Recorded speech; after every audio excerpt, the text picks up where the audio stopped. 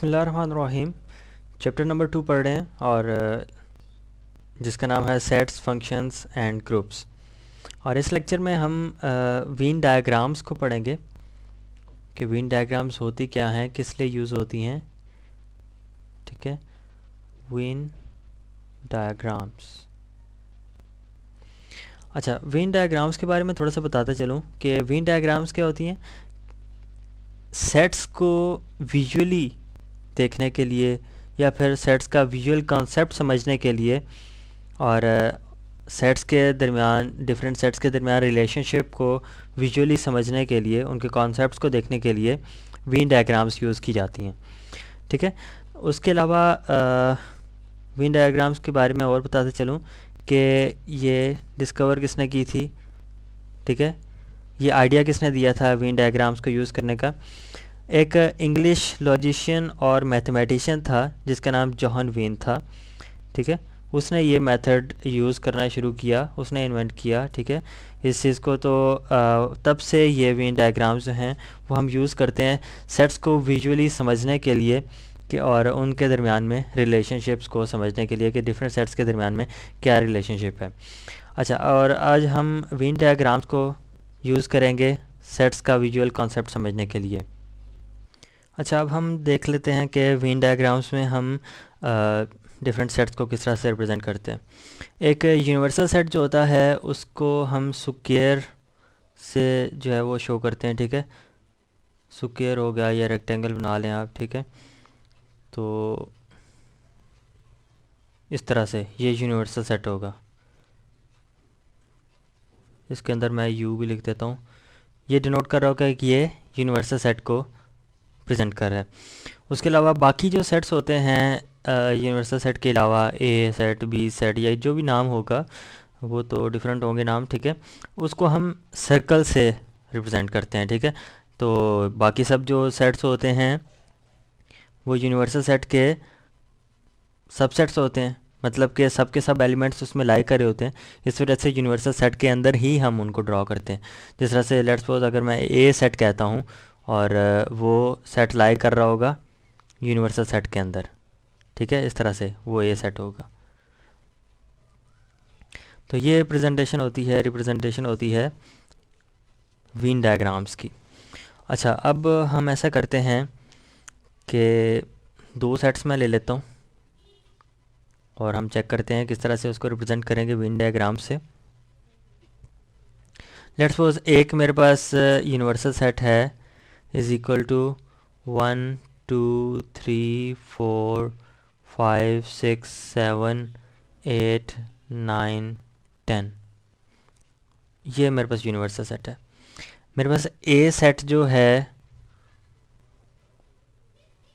वो ऑब्वियस सी बात है, वो यूनिवर्सल सेट का कोई ना कोई सबसेट होगा। ठीक है, मैं ले लेता हूँ जी के 3 4 5, ये ए सेट है। ठीक है, उसके अलावा बी सेट मैं ले लेता हूँ, बी सेट है 6 9 10, ये बी सेट हो गया। ठीक है, अब मैंने इनको शो करना है एक वीन डायग्राम के थ्रू। ठीक है, सबसे पहले मैं यूनिवर्सल सेट को ड्रा करूँगा। हमने ये नहीं देखना कि कौन कि क्या एलिमेंट्स हैं उसके। ठीक है, हमने सिंपल उसको स्क्वायर से प्रेजेंट कर देना है। मैं एक स्क्वायर बना लेता हूँ। ये लेट्स सपोज एक स्क्वायर है या रेक्टेंगुलर बना लें आप, तो मैं इसको एग्जैक्टली स्क्वायर बना देता हूँ। इसको मैं चेंज कर देता हूँ स्क्वायर में।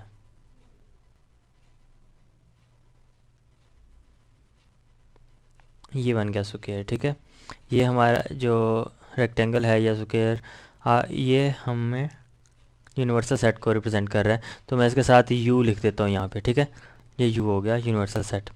अब ए सेट जो है वो देखें, उसके वो जो है वो यूनिवर्सल सेट का सबसेट है, मतलब कि उसके अंदर लाई करेगा। तो हम उसको ड्रॉ कर देते हैं अंदर, उसके अंदर। ठीक है, तो बाकी सेट्स मैंने पहले भी बताया था कि हम किससे डिनोट कर रहे होते हैं या प्रेजेंट कर रहे होते हैं, सर्कल्स के साथ। ठीक है, सिर्फ यूनिवर्सल सेट जो है वो होगा स्क्वायर या रेक्टेंगुलर की फॉर्म में। तो इसको मैं एग्जैक्टली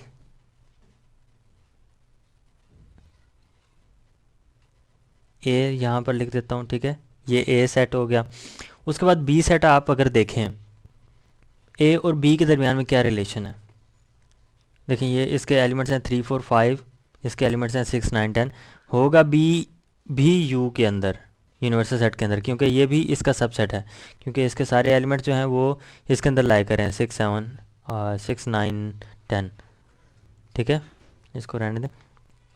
तो होगा ये भी इसके अंदर, लेकिन ए के साथ होगा, ओवरलैप कर रहा होगा, बिल्कुल अलहदा होगा, या बिल्कुल ए के अंदर होगा, या किस तरह से कहाँ पर लाई कर रहा होगा, वो इनके एलिमेंट्स पे डिपेंड कर रहा होगा। देखें ये 3 4 5 है, ये 6 9 10 है, इन दोनों के दरमियान इंटरसेक्शन लें, कोई भी एक कॉमन एलिमेंट आता है, नहीं आता, ठीक है। तो मतलब कि ये दोनों डिसजॉइंट सेट्स हैं। डिसजॉइंट सेट्स क्या होते हैं, बिल्कुल एक दूसरे से अलग होते हैं, ठीक है। तो मतलब कि मैं अलहदा से इसको ड्रॉ कर देता हूँ यू के अंदर, ए से दूर, ठीक है। तो फिर ये इस तरह से दोनों सेट्स मैंने बना दिए, ए सेट और B set U universal set के अंदर, ठीक है। अब देखें कि अब अगर मैं बात करता हूँ, इनको मैं शेड करके हम इसमें कुछ डिफरेंस देख लेते हैं।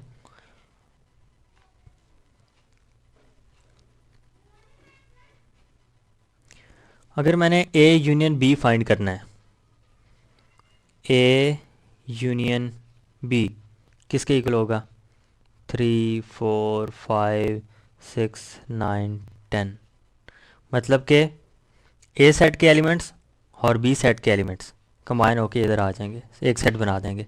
तो विन डायग्राम में इसको हम किस तरह से शो करते हैं, ए यूनियन बी को हम ए को भी शेड कर देते हैं, ए के एलिमेंट्स भी आ गए, ठीक है, और उसके साथ साथ बी को भी शेड कर देते हैं। तो जो शेडेड रीजन बन रहा है, ग्रीन शेडेड रीजन, वो ए यूनियन बी को रिप्रेजेंट कर रहा है, ठीक है। तो इसी तरह से अब हम बात करते हैं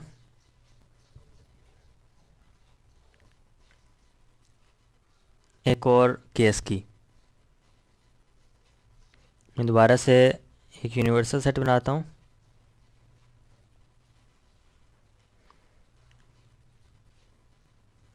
ये हो गया यूनिवर्सल सेट, ठीक है।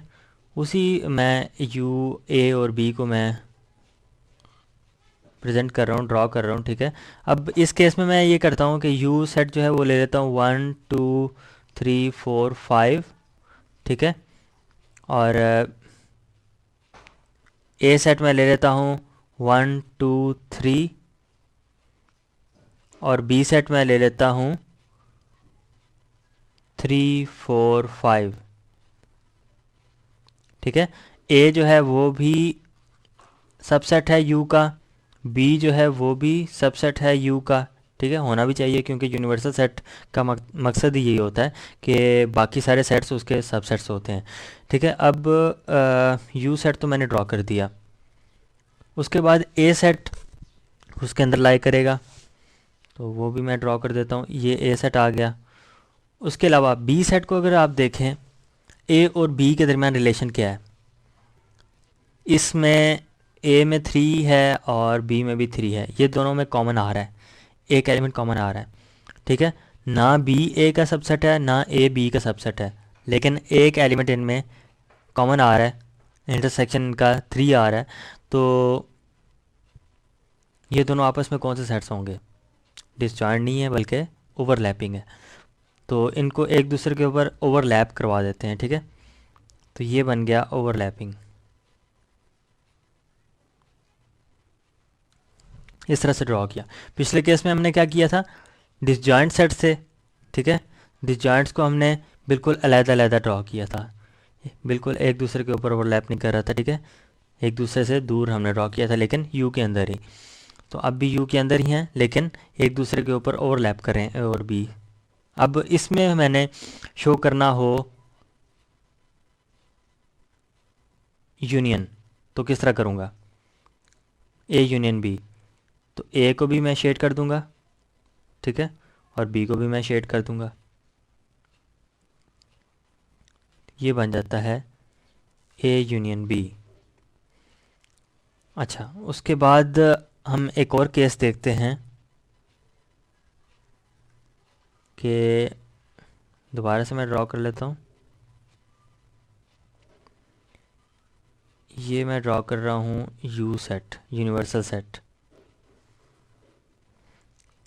उसके अलावा यू सेट मैं लिख भी देता हूँ, यू इज़ इक्वल टू 1 2 3 4 5 है। और ए सेट हम ले लेते हैं 1 2, और बी सेट हम ले लेते हैं 1 2 4 5। ठीक है, तो ये हमारे पास सेट्स आ गए हैं। ठीक है, अब यहाँ पर देखें, ए जो है वो यू का सबसेट है। ठीक है, होना भी चाहिए क्योंकि यू जो है यूनिवर्सल सेट है। और बी जो है वो भी यू का सबसेट है। उसके अलावा ए और बी में क्या रिलेशन है, ए के सारे एलिमेंट जो हैं वो बी में लाई कर रहे हैं, मतलब कि ए सबसेट है बी का, यू का भी सबसेट है और बी का भी सबसेट है। तो सबसेट का मतलब उसके अंदर लाई करना होता है। ठीक है, वेन डायग्राम में। तो ये यू सेट है। उसके अलावा बी सेट में आप पहले ड्रॉ करता हूँ, ये हो गया बी सेट। ठीक है, तो अब हमने बात की थी कि ए जो है वो सबसेट है बी का। ठीक है, मतलब कि बी के अंदर उसको लाई करना चाहिए। तो हम बना लेते हैं इसी के अंदर, सर्कल से ही मैं डिनोट करूँगा, लेकिन उसके बी सेट के अंदर। ये आ गया हमारे पास प्रेजेंटेशन इन वेन डायग्राम। ठीक है, इस सेट्स की इस तरह से हम देख रहे होते हैं कि ए और बी में रिलेशन क्या है। पहले तो ये हम बना लेते हैं एक यूनिवर्सल सेट स्क्वायर में या रेक्टेंगुलर फॉर्म में। ठीक है, उसके बाद हम ए और बी, बाकी जितने भी सेट्स हमें गिवन होते हैं उनको हम देख लेते हैं, उनके दरमियान में आपस में क्या रिलेशन है। बनाते हैं हम यू के अंदर है, लेकिन ए और बी किस तरह से लाई करेंगे, एक दूसरे के साथ ओवरलैप कर रहे होंगे या बिल्कुल अलहदा होंगे, या फिर एक दूसरे के अंदर होंगे या बिल्कुल ऊपर ओवरलैप कर रहे होंगे। ठीक है, ये हम देख रहे होते हैं, उनके एलिमेंट्स के ऊपर डिपेंड कर रहा होता है ये सब कुछ। तो ये तो हो गया A is the subset of B. In case of B, अगर ये बी है तो इसी को मैं थोड़ा सा चेंज कर लेता हूँ।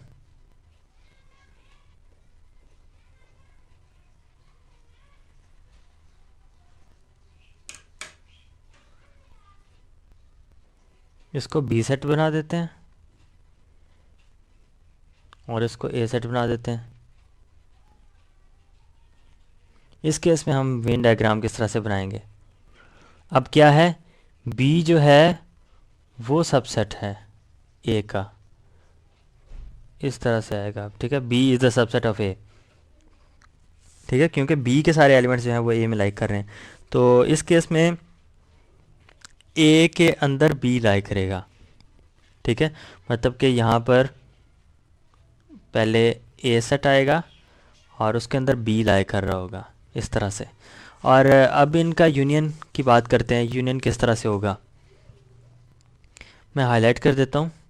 यूनियन जो है ए सेट भी आएगा। ठीक है, ए सेट को भी हाईलाइट करेंगे, उसके अलावा बी सेट को भी हाईलाइट कर देंगे। तो ये हमारे पास वेन डायग्राम में ए यूनियन बी को रिप्रेजेंट कर रहा होगा। ठीक है, इस तरह से। अच्छा, अब एक और हम इंटरसेक्शन की अब बात करते हैं हम। ठीक है, हमने यूनियन अब देख लिया, उसके अलावा वेन डायग्राम्स में रिप्रेजेंटेशन देख ली है, लेकिन अब हम इंटरसेक्शन की बात करेंगे। इंटरसेक्शन किस तरह से हम फाइंड कर सकते हैं इसका, देखें, अगर मैं कहता हूँ कि ए इंटरसेक्शन बी, जो हमारे पास सेट्स गिवन हैं यू ए और बी, ठीक है, उनका इंटरसेक्शन हम लें तो क्या आता है, वो एम्प्टी सेट है। ठीक है, मतलब कि कोई ऐसा एलिमेंट नहीं है जो कि इन दोनों में कॉमन आ रहा हो, क्योंकि वेन डायग्राम से भी आप देखें तो ये एक दूसरे से दूर हैं, कोई भी इनमें कॉमन है नहीं है। अगर कॉमन होता है तो ये एक दूसरे के ऊपर ओवरलैप कर रहे होते हैं। ठीक है, तो अब इसमें हाईलाइट हम किसको करेंगे, किसी को भी नहीं।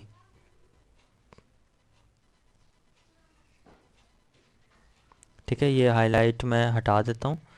अब ये शो कर रहा होगा किसको, ये इंटरसेक्शन को शो करेगा, एम्प्टी सेट, मतलब कोई हाईलाइटेड नहीं है। तो ये हो गया इंटरसेक्शन।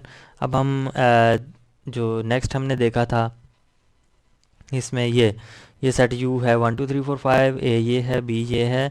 तो इस केस में देखें कॉमन आ रहा है। ठीक है, इंटरसेक्शन ए और बी का क्या इसमें बनेगा, इंटरसेक्शन देखें 3 कॉमन आ रहा है दोनों में, तो 3 जो है वो इंटरसेक्शन बनता है, ठीक है। तो मतलब कि कोई ना कोई रीजन होना चाहिए शेडेड जो इंटरसेक्शन को शो करे, ठीक है। तो अब मैं ऐसा करता हूँ कि इसकी हाईलाइट जो मैंने किया हुआ है उसको हम ख़त्म कर देते हैं। मैं दोबारा से बना देता हूँ, ये ए था, ये बी था, ओके। थोड़ा सा हम इसको ओवरलैप करवा देते हैं ताकि रीजन सही तरह से हम देख सकें। अच्छा, अब इसमें मैं हाईलाइट करूँगा कौन सा रीजन, बी का या ए का। हमने इंटरसेक्शन की बात करें, इंटरसेक्शन में कॉमन होता है, यानी कि जो रीजन ओवरलैप कर रहा है उसको हम हाईलाइट करते हैं तो वो इंटरसेक्शन को रिप्रेजेंट कर रहा होगा, ठीक है। तो ये हो गया इंटरसेक्शन का रीजन ग्रीन वाला। तो विन डायग्राम में इस तरह से हम इसको इंटरसेक्शन को शो करेंगे। अब हम नेक्स्ट में देखते हैं, नेक्स्ट एग्जांपल हमने देखी थी कि एक सेट दूसरे का 20 सबसेट था, ठीक है। तो उसमें हमने ओवरलैप किया था, बल्कि उसको हमने उसके अंदर ड्रॉ किया था, ठीक है। उसको मैं दोबारा से ड्रॉ कर लेता हूँ, इसको हाईलाइट को मैं हटा देता हूँ ताकि ठीक तरह से हम उसको देख सकें कौन सा रीजन बनेगा, ठीक है। तो ये बाहर जो था वो बी सेट था, क्योंकि B is the subset of A है, तो मतलब कि बी ए के अंदर लाई करेगा, ठीक है। तो ये ए सेट बाहर होगा, ये ए सेट हो गया, उसके अंदर बी लाई कर रहा होगा, बी सेट। ये इस तरह से B is the subset of A है, ठीक है। अगर ए सबसेट होता बी का तो हम ए को अंदर ड्रॉ करते और बी को बाहर ड्रॉ करते हैं, ठीक है। अब इन दोनों में हमने यूनियन देखा था, दोनों को मैंने हाईलाइट कर दिया तो वो यूनियन बन गया। लेकिन अब हम देखते हैं कि इनका इंटरसेक्शन किस तरह से आएगा। इंटरसेक्शन निकाल के देख लेते हैं सेट से भी, ताकि सही तरह से क्लियर हो जाए। तो ए इंटरसेक्शन बी या बी इंटरसेक्शन ए की उसका आंसर आएगा। तो उसमें क्या होगा कि इन दोनों में कौन से जो है वो एलिमेंट्स कॉमन आ रहे हैं, 1 2 दोनों में आ रहे हैं, ठीक है। 1 और 2 एलिमेंट्स ऐसे हैं जो कि दोनों में कॉमन आ रहे हैं, और ए इंटरसेक्शन बी का रिज़ल्ट ये आया जो कि बी के इक्वल है। मतलब कि बी वाला हम सिर्फ जो है वो हाईलाइट करेंगे, बी वाला सेट, ठीक है। बी वाले सेट को मैंने हाईलाइट कर दिया तो हमारे पास इंटरसेक्शन का रिज़ल्ट आ गया, ठीक है। तो अगर वैसे भी देखें इन दोनों में कॉमन रीजन क्या आ रहा है, बी जो है वो ए के अंदर लाई कर रहा है, तो लाजमी बात है कि बी का ही रीजन सिर्फ आएगा जो कि कॉमन है इन दोनों में, ठीक है। तो इस तरह से हम इंटरसेक्शन को देखते हैं। इसी तरह से अगर ए जो है वो सबसेट होता तो उसको भी देख लेते हैं एक दफ़ा, कि इस साइन को चेंज करना पड़ेगा। A is the subset of B, तो वेन डायग्राम में क्या होगा, ए की जगह बी आ जाएगा और बी की जगह ए आ जाएगा, ठीक है। यहाँ पर ये इसको हम बी कह देंगे और इसको हम ए कह देंगे, ये ए हो जाएगा, ठीक है। इस तरह से उसकी रिप्रेजेंटेशन आ जाएगी और उनका आपस में कॉमन जो है इंटरसेक्शन जो है वो फिर ए आ जाएगा, ये ए बी हो जाएगा और ये इज इक्वल टू ए आ जाएगा। अब हम कॉम्प्लीमेंट को भी देख लेते हैं, कॉम्प्लीमेंट में को किस तरह से हम शो करते हैं, ठीक है। तो एक हम यूनिवर्सल सेट लेंगे, 1 2 3 4 5, लाजमी नहीं है ये सेट हो, ये इस मैं एग्जांपल के तौर पे ये ले रहा हूँ यूनिवर्सल सेट, ठीक है। तो एक ए सेट में ले लेता हूँ जो कि इसका सबसेट होगा, 3 4 ले लेते हैं, ठीक है। अब इसको हम वेन डायग्राम से शो करते हैं। एक यूनिवर्सल सेट के लिए मैं क्या करूँगा, एक रेक्टेंगुलर या स्क्वायर रीजन बना लूँगा, ड्रॉ कर लूँगा, ठीक है।